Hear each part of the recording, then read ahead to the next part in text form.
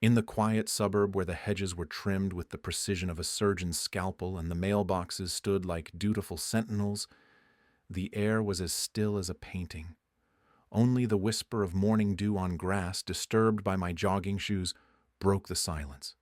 I passed the rose bushes lining the sidewalks, their petals unfurling in the dawn light like yawning cats, and felt the rhythm of my feet sync up with my heartbeat. This neighborhood was my track, and every step on this familiar route was a stride toward tranquility. Yet, tranquility knew no place where Karen lived. Her house stood at the end of Cypress Lane, its windows gleaming like the watchful eyes of a cat. The shutters were always drawn, but the curtains fluttered, as if in constant vigil.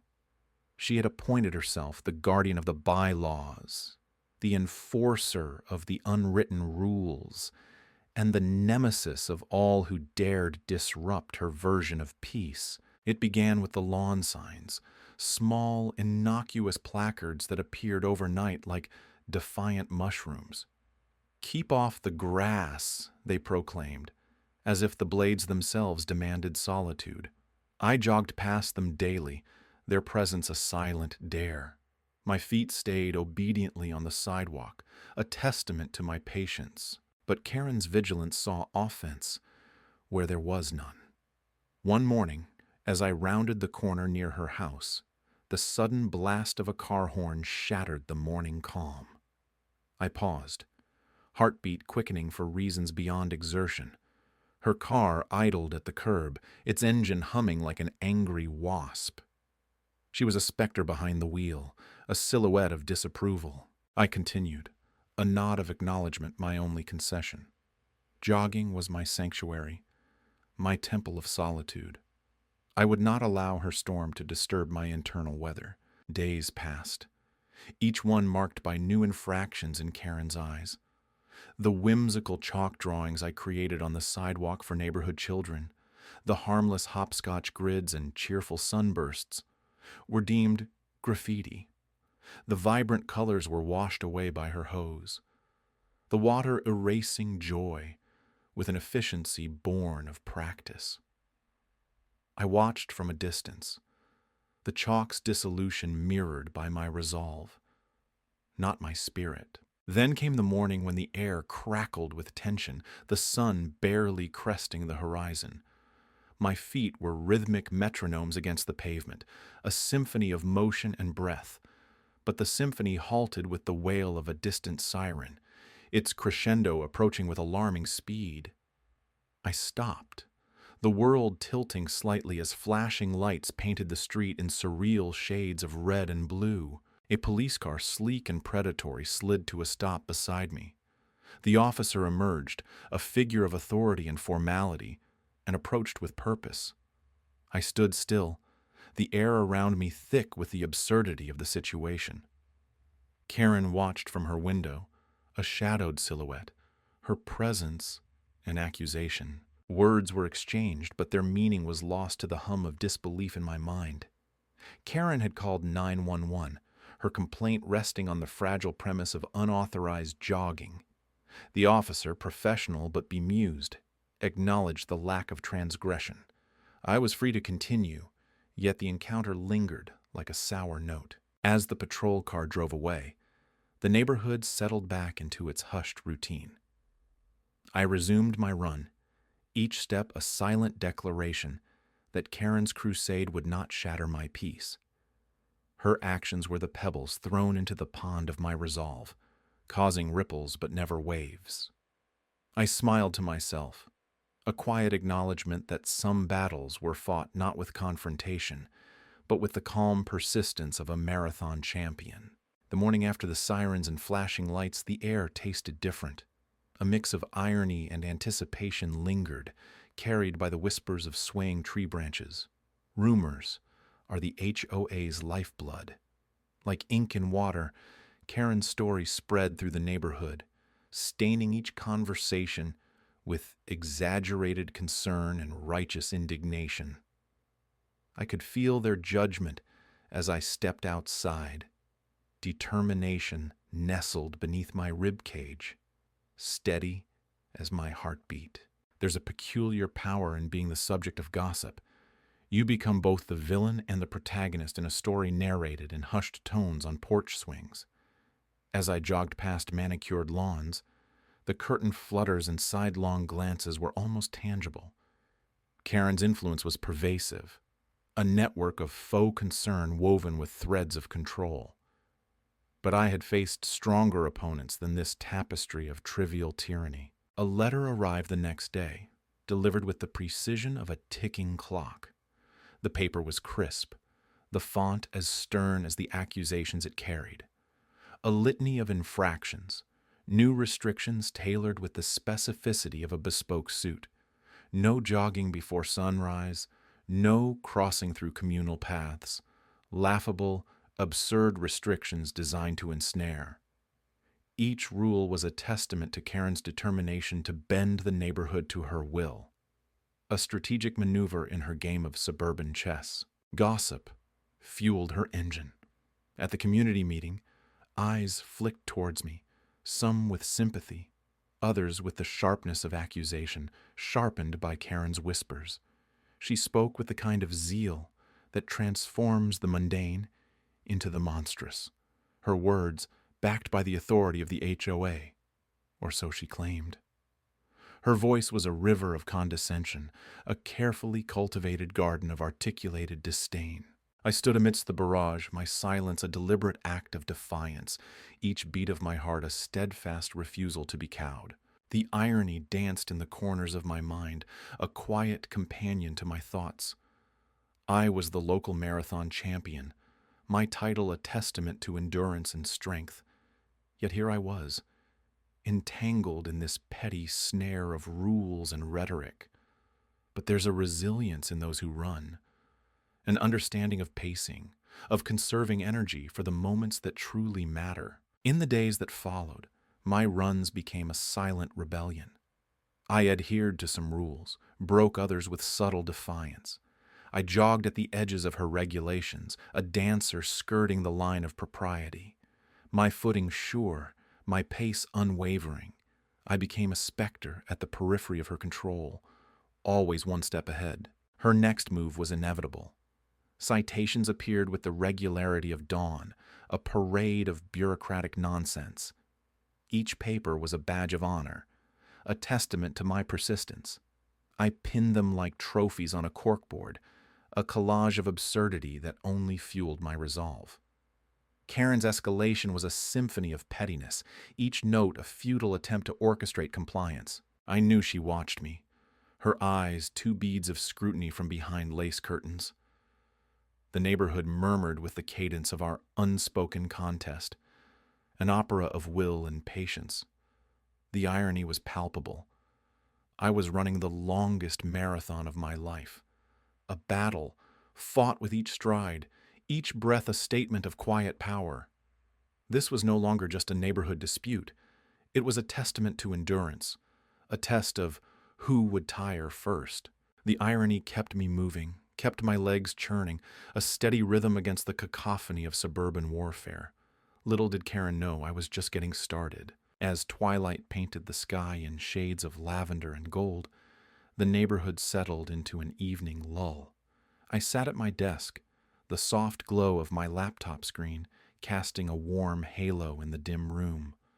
The cursor blinked steadily, a metronome against the deep silence. I began typing, each keystroke a small defiance against the injustice that had become my routine. Karen's assault on my daily runs was the latest in a string of manufactured crises.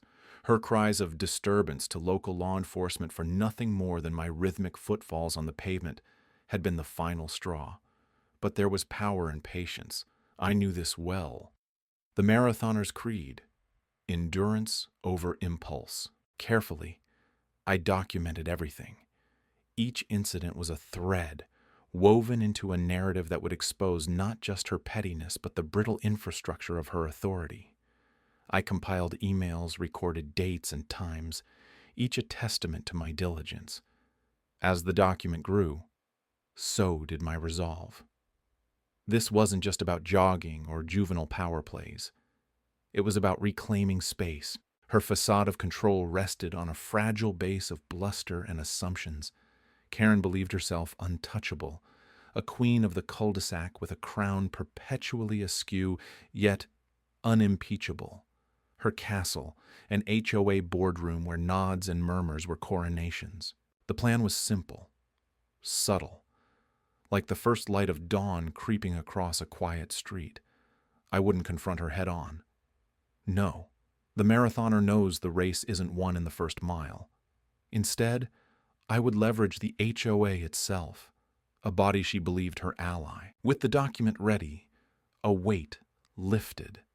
The next HOA meeting was days away, and my attendance would be unremarkable, just a blip on the radar of suburban politics. I imagined the scene. The long conference table, every chair filled with faces sullen with the malaise of mandatory participation. Karen presiding, her voice like chalk on a blackboard, every word an insistent tap on everyone's patience. In the stillness, I practiced my presentation in the living room, my breath slow and measured. I would approach the podium like the starting line, feet firmly planted, eyes ahead. The climax was not the confrontation, but the unveiling, a slow reveal. Each documented page turned a step closer to the truth. The night before the meeting, sleep came fitfully. My dreams danced with visions of marathon finish lines, and Karen's incredulous face, disbelief etched in every wrinkle. But in the morning, I rose with the sun, laced up my running shoes, and headed out. My feet kissed the asphalt, a silent promise that tomorrow would bring change. In the meeting, the irony would not be lost on anyone. Karen, whose call for order was a clarion of chaos, would see her reign silently questioned, not by raised voices, but by irrefutable proof. I imagined my words like the steady cadence of a marathon, each syllable a step forward, deliberate and unstoppable. As I jogged back home, the sweat on my skin glistening under the street lamps, I was reminded of the power and perseverance. The neighborhood whispered its secrets in the cool night air, and I was ready to listen, to act, not with haste or anger, but with the quiet confidence of someone who knows the finish line awaits. The aftermath of the latest 911 call settled over the neighborhood like a thin veil of mist that refused to fade with the morning sun. The flashing lights had dimmed, leaving only echoes of tension in their wake. I could still feel the weight of Karen's stare as I resumed my jog, her eyes boring holes into my resolve from behind her manicured hedges. Her determination was relentless and, frankly, exhausting. But I had learned to channel exhaustion into triumph long ago. I had no interest in playing her game. I had won races against opponents more formidable than her petty tyranny. So, while she fumed on her porch, rehearsing grievances into the receiver of her phone, I quietly delved into the pages of ordinances and bylaws that governed our neighborhood. There it was, buried amidst clauses and codicils, the rules that she wielded like weapons, but misused with careless abandon. Karen had always been fond of quoting them, her voice an instrument tuned to discord. Yet she missed the notes that condemned her own actions. If only she had read them as thoroughly as she recited them. The irony was almost poetic. She had built her fortress on a foundation of misinterpretations and half-truths. I, however, had the time and the patience to uncover the truth.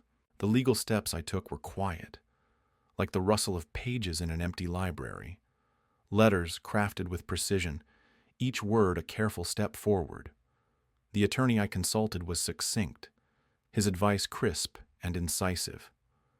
Breach of privacy, harassment, misuse of emergency services. Her transgressions were as clear as the morning sunrise I chased every day. It was a simple plan, but its simplicity was its strength. As I jogged through the neighborhood, my pace steady, my breathing rhythmic, I observed the reactions of my neighbors. Their nods, once hesitant, grew more confident. They had seen the flash of lights one too many times, heard the sirens wail echoing through their kitchens, shattering their evenings. They knew my struggle was theirs too. We were all running a race we hadn't signed up for, yet here we were, unwilling participants in Karen's relentless marathon of malcontent. I watched as she patrolled her domain, her presence a constant reminder of her self-imposed reign. Yet, beneath her bravado, lay a vulnerability she hid beneath layers of authority, not rightfully hers. The time would come when words, sealed and stamped with authority, would silently cross her threshold. The knock on her door would echo louder than any siren. When the envelope finally arrived at her doorstep, it was without fanfare. Just another piece of mail amidst a sea of bills and flyers, but its contents carried the weight of consequence and perhaps clarity. As I passed by her house, the air seemed charged, a live wire crackling with the tension of something about to snap. Her world was about to change, not with the dramatic flair of a police visit, but with the quiet inevitability of justice. I never stopped running, not for her, not for anyone. I was a marathon champion after all. My endurance was my power, and this was just another race I intended to win. The sun rose over the neighborhood, casting a soft, forgiving light on the houses lined meticulously like soldiers awaiting inspection. Each blade of grass stood at attention, every mailbox gleamed with a fresh shine, and the air carried the tentative promise of a new day. Yet beneath this serene facade, the ground was shifting. Karen's house, a fortress of judgment and manufactured superiority, sat smugly on the corner of Maple and Elm. It stood as a bastion of her relentless pursuit to police the neighborhood with the fervor of a self-appointed sentinel. But today, the fortress showed cracks. The final unraveling began quietly, almost imperceptible like the first tremors before an earthquake. The HOA meeting was scheduled for the evening, a congregation of suburbia's finest. But the real drama unfolded in the hours preceding it, in the quiet moments that hung heavy with anticipation. I stood in my driveway, lacing my sneakers with the precision of a surgeon getting ready for an operation. Each loop, each tug, was a meditative act. This neighborhood was my arena, and I had run these streets more times than I could count. Each step was a defiance, each breath a statement. The memory of sirens and accusations still lingered, an echo of Karen's overreaching grip on the lives around her. But today was different. Today, the balance was shifting, an invisible tide turning against her imperious waves. As I set out, the rhythm of my feet against the pavement was a familiar symphony. Neighbors, usually tucked behind curtains or peering through blinds, began to emerge like shadows stepping into the light. Their eyes met mine, some with tentative nods, others with the boldness of shared understanding. The undercurrent of unspoken solidarity pulsed between us. Word had spread, as it always does in places where whispers travel faster than wind. The marathon champion, wronged by the self-righteous queen of regulations. And now, they knew. They all knew. Karen's isolation was palpable, a chasm widening with every step I took past manicured lawns and pristine driveways. The people, my people, were done with her reign. Her fortress was crumbling, brick by unsympathetic brick. At the community center, chairs were arranged in a circle, the embodiment of equality and inclusion that Karen had so often sidestepped. As the meeting unfolded, voices rose, not in anger, but in quiet resolution. They spoke of unity, of reclaiming the neighborhood for all its residents, of letting people live, run, breathe, without the shadow of one person's control. Karen sat to the side, the once potent glare now a weakened flicker. Her protests, once as sharp as a whip, were now met with gentle but firm rebuttals. A tapestry of voices wove around her, leaving her stranded on an island of her own making. Her only statement, a deflated balloon of authority. But the rules. The irony hung in the air, heavy and unyielding. Rules are important, but so is freedom. As the final threads of Karen's control were plucked away, I felt a lightness, a buoyancy. The community restored, a mosaic of individuals no longer overshadowed by one person's need to dominate.